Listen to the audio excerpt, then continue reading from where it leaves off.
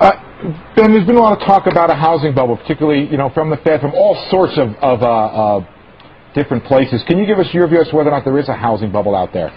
Well, unquestionably, housing prices are up quite a bit. I think it's important to note that fundamentals are also very strong. We've got a growing economy, jobs, incomes. We've got very low mortgage rates.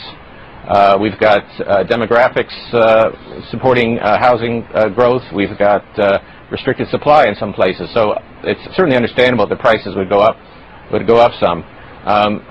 I don't know whether prices are exactly where they should be, but I think it's fair to say that much of what's happened is supported by the strength of the economy. Tell me, what is the worst case scenario? So we have so many economists coming on our air and saying, oh, this is a bubble and it's going to burst and this is going to be a real issue for the economy. Some say it could even cause a recession at some point. What is the worst case scenario if, in fact, we were to see prices come down substantially across the country? Well, I guess I don't buy your premise. It's a pretty unlikely possibility. We've never had a decline in house prices on a nationwide basis. So what I think is more likely is that house prices will slow, maybe stabilize, might slow consumption spending a bit. I don't think it's going to drive the economy too far from its full employment path, though.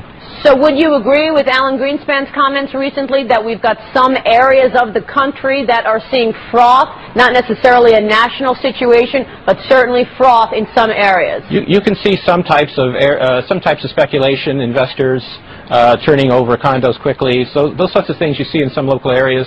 I'm hopeful that, and I'm confident, in fact, that the bank regulators will pay close attention to the kinds of loans that are being made, making sure that underwriting is done right.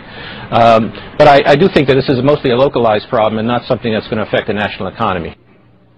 This scenario envisions that consumer spending, supported by rising incomes and the recent decline in energy prices, will continue to grow near its trend rate, and that the drag on the economy from the housing sectors will gradually diminish. The motor vehicle sector may already be showing signs of strengthening. After having cut production significantly in recent months in response to the rise in the inventory of unsold vehicles, automakers appear to have boosted the assembly rate a bit in November, and they have scheduled further increases for December.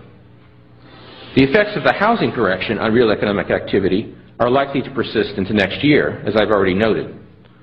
But the rate of decline in home construction should slow as the inventory of unsold new homes is gradually worked down.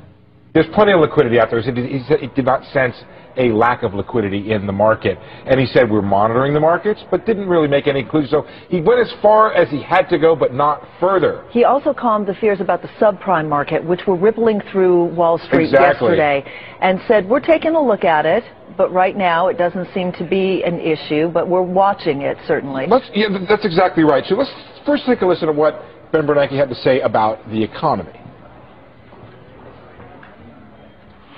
So we expect moderate growth going forward.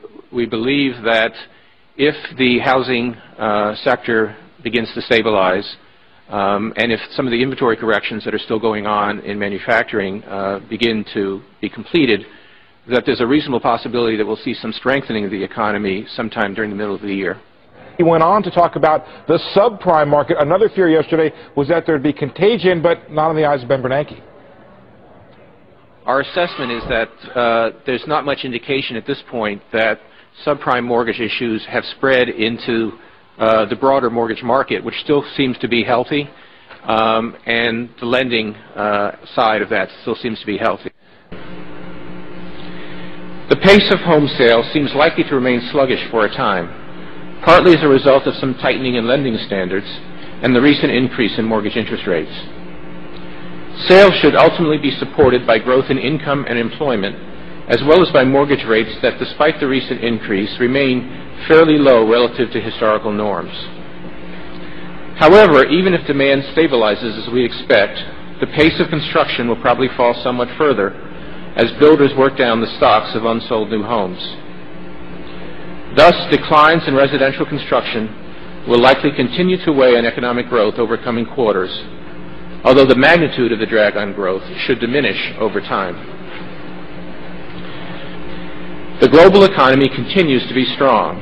Supported by solid economic growth abroad, U.S. exports should expand further in coming quarters.